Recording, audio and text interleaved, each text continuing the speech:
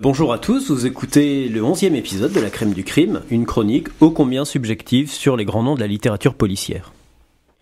Aujourd'hui, je vais vous parler de Lee Child. Lee Child, c'est un auteur britannique, il est né en 1954, et c'est un auteur de thriller, donc on n'est pas dans le roman policier classique, vous savez, ce genre dont je vous parle régulièrement, avec des suspects interrogés, un coupable qui est confondu qu'à la fin de l'histoire. Et on n'est pas non plus dans le roman noir avec sa peinture réaliste et sombre du monde dans lequel on vit. Non, là on est dans le thriller, dans l'action pure, dans le suspense insoutenable avec des histoires qui vont très vite. Et c'est aussi un genre très commercial, plus que les autres, et l'auteur ne s'en cache pas, il le revendique même, et c'est ça, j'y reviendrai tout à l'heure. Alors, Lee Child, ce n'est pas son nom de naissance, c'est un nom de plume, son vrai nom c'est Jim Grant. Et avant de se lancer dans l'écriture, Jim Grant, il travaillait en tant que scénariste pour la télévision. Et puis, à un moment, il a décidé de se mettre à l'écriture de romans, de thrillers donc. Et pour la petite anecdote, Lee Child, donc, il est très grand. Et à ses débuts dans l'écriture, alors qu'il n'avait pas encore publié de roman, un jour il était en train de faire ses courses dans un supermarché avec sa femme. Et sa femme justement, elle arrêtait pas de lui demander de prendre des articles tout en haut des rayons là. Et oui, comme il est très grand, c'est pratique. Et sa femme, elle lui a dit, au moins si tes romans ça marche pas, tu pourras toujours travailler comme attrapeur. Alors oui, alors c'est pas facile à traduire. En gros, elle a dit, you could be a richer. Et richer, ça peut se traduire par attrapeur en quelque sorte. En tout cas, Lee Child, il s'est dit, tiens, c'est pas mal ça comme nom pour mon héros, Richer. Et donc il a appelé son héros Richer. Et donc Lee Child, c'est l'auteur d'une série, celle de son héros, Jack Reacher. Et tous les romans qu'il a écrits racontent les histoires de ce personnage. Et Richer, c'est un personnage qui est remarquable, c'est un personnage physiquement qui est très impressionnant, très grand, c'est quelqu'un qui reste toujours maître de lui-même. Et c'est un ancien militaire, c'est un ancien membre de la police militaire, plus précisément, police militaire américaine, puisque les histoires se passent souvent aux États-Unis, même si Richer est britannique. Et donc Richer, c'est un personnage qui est sans attache. C'est-à-dire qu'il a pas de femme, pas d'enfant, il a même pas de lieu de résidence fixe, c'est quelqu'un qui bouge beaucoup. Et même ça va plus loin que ça pour tout vous dire, il a même pas de possession matérielle. Son seul bien, en quelque sorte, qu'on retrouve de roman en roman, c'est sa brosse à dents. Ouais, il a pas d'armes, pas de vêtements, il a des vêtements, mais quand il a besoin de vêtements neufs, il en achète. Et il a pas d'argent, il arrive toujours à se débrouiller, même des fois on comprend pas toujours très bien comment il fait, il arrive à se débrouiller. Voilà, c'est sa brosse à dents, sa seule possession matérielle. Alors cette histoire de brosse à dents, évidemment, c'est un peu exagéré, l'auteur en joue sur le mode de l'humour, mais je me rappelle notamment d'un épisode, je sais plus dans quel roman c'était, mais un épisode où Richer revient dans la chambre du motel qu'il occupait à ce moment-là, et cette chambre, elle a été visitée pendant son absence par ses ennemis qui l'ont mis sans dessus-dessous.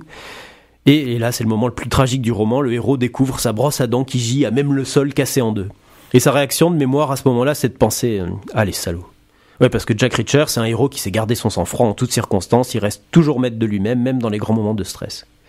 Bon, non, blague à part, Reacher, c'est un homme libre comme l'air, sans métier, sans mission, mais évidemment, au cours de ses déplacements à travers le monde, principalement à travers les États-Unis, comme je vous disais, il va être confronté à des situations particulières, à l'injustice, au terrorisme, à la violence, et lui, il va pas pouvoir s'empêcher d'agir et tenter d'en savoir plus et de résoudre les problèmes. Oui, c'est un redresseur de tort, si vous voulez. C'est vraiment ça, c'est un personnage caricatural, mais dans le sens positif du terme, c'est un archétype, c'est vraiment l'incarnation du justicier au sens le plus pur, c'est un peu comme Zorro, comme Robin des Bois, si vous voulez, c'est ce genre de personnage-là. Et alors pourquoi l'auteur en a fait un personnage sans attache ? C'est pour des raisons pragmatiques, parce que Lee Child, c'est un auteur très pragmatique. Un personnage sans attache qui se déplace sans cesse, ça veut dire qu'on peut le faire évoluer dans des contextes très différents à chaque fois, dans des lieux très différents et avec des personnages très différents. Parce qu'en général, quand un auteur se lance dans une série de romans avec des personnages récurrents, au bout d'un moment, il est coincé. Parce qu'au début, c'est génial, les premiers romans, l'univers est tout neuf, on peut reprendre les mêmes personnages d'un roman à l'autre, on peut les faire évoluer, on peut faire des trames secondaires. Le lecteur est content parce qu'il retrouve les personnages et un univers qu'il aime bien, qu'il apprécie. Et puis l'auteur, il est content parce que quand il commence un nouvel opus, il a déjà toute une partie du travail qui est déjà faite. Donc ça, c'est bien beau au début, mais rapidement, ça coince. Ça coince parce que c'est difficile de se renouveler. Et peu à peu, si l'auteur a du mal, on a un peu l'impression de relire la même histoire encore et encore, et ce qui veut dire de moins en moins de plaisir pour le lecteur finalement, et aussi de plus en plus de travail pour l'auteur qui a du mal à se renouveler.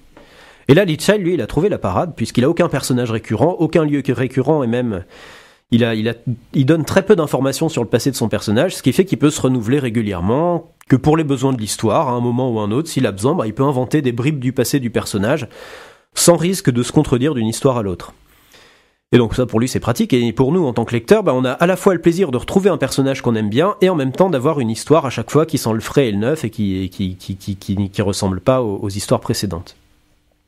Et autre avantage de cette formule, c'est que les histoires peuvent être lues dans n'importe quel ordre, pas forcément dans l'ordre de publication. C'est-à-dire que si on va chez son libraire et qu'on trouve que le tome 15, on n'a pas besoin d'avoir de scrupules et se dire mince, moi j'en suis au 13, j'ai pas lu le 14, j'attends d'acheter le 14 avant d'acheter le 15. Alors j'en arrive au style de l'auteur maintenant. Le style des romans de Lee Child, c'est un style qui est très nerveux, très vif, et qui laisse peu de place à la réflexion et à l'introspection, et beaucoup plus au suspense, au mystère et à l'action. Bon, je pense pas que je vous surprends en disant ça, hein. On parle d'un ancien policier militaire redresseur de tort, donc on va pas philosopher pendant des pages et des pages, on va pas prendre le temps de causer d'ontologie existentialiste, hein. C'est qu'on a un monde à sauver quand même. Alors ce sont des textes très efficace, très, très rapide. Quand on lit une aventure de Jack Reacher, on a l'impression de voir vraiment une super production hollywoodienne. Et il y a de bonnes raisons à ça, hein. La première, c'est que donc Lee Child, de son vrai nom Jim Grant, comme je vous disais tout à l'heure, c'est un ancien scénariste de séries télé, donc il a l'habitude d'écrire, de créer des histoires de ce style-là. Et l'autre raison, c'est que c'est un auteur commercial, comme je vous disais, il ne s'en cache pas et il le revendique même. Ouais, il l'a dit régulièrement, hein, lui son but c'est pas de faire de la littérature, c'est pas de laisser son nom dans l'histoire de la littérature, c'est de vendre un maximum de livres. Pour lui, un livre qui est pas un best-seller, même s'il a été encensé par les critiques, si c'est pas un best-seller, c'est un échec. Alors ça peut surprendre, ça peut choquer, même chez nous, Français, patrie de la littérature, c'est limite quelque chose de honteux, mais Lee Child c'est un Anglais, patrie du capitalisme, et lui il a un business à faire tourner, il s'en sort très bien, merci pour lui, tous ses romans sont des best-sellers. Alors je vous rassure, hein, ça peut faire peur de dire ça, mais c'est loin d'être insipide pour autant, hein, sinon je vous en parlerai pas ici. Déjà il y a un vrai style, il y a des phrases très courtes, très incisives qui donnent du rythme au récit, et puis ça fonctionne très bien, hein. Lee Child sait raconter des histoires. En général, dès les premières pages, on est happé, et on a du mal à lâcher le roman, on a envie de savoir ce qui va se passer, et puis il y a toujours un élément de mystère, quelque chose qui est posé au début du roman et qui est résolu qu'à la fin. Voilà, mystère, suspense, beaucoup d'action, un personnage attachant, et puis un style qui accroche, donc pas étonnant que ça marche. Alors je parlais de superproduction hollywoodienne, et évidemment le personnage a été porté sur le grand écran. Et celui qui incarne Jack Reacher, c'est Tom Cruise. Alors Reacher c'est un géant, il est très musclé, et Tom Cruise, voilà quoi, disons que c'est un peu une erreur de casting quoi, ça aurait pu difficilement être pire. Honnêtement, j'ai pas vu le film. Enfin les films, parce qu'il y en a un deuxième qui est sorti récemment, l'année dernière je crois. J'ai pas vu le film, mais d'après les échos que j'en ai eu, j'ai pas raté grand-chose, hein. Apparemment, le film est pas terrible. Mais alors, si je vous dis ça, c'est juste que si par hasard vous avez vu le film Jack Reacher et que vous avez pas aimé, vous pouvez quand même peut-être donner une chance à la série de romans, puisqu'à mon avis, ça en vaut la peine. Voilà. Alors quelques conseils de lecture. Très honnêtement, à mon avis, tous les romans de Lee Child se valent. Je les ai pas tous lus, hein, mais c'est un auteur très régulier. J'ai jamais été surpris, et comme je vous le disais plus tôt, les romans peuvent se lire dans n'importe quel ordre. Donc, si vous en trouvez un chez votre libraire, hein, n'importe lequel, n'hésitez pas à vous laisser tenter. Voilà, c'était la crème du crime. Merci d'avoir écouté cette chronique. On se retrouve dans un mois, et d'ici là, bonne lecture et portez-vous bien.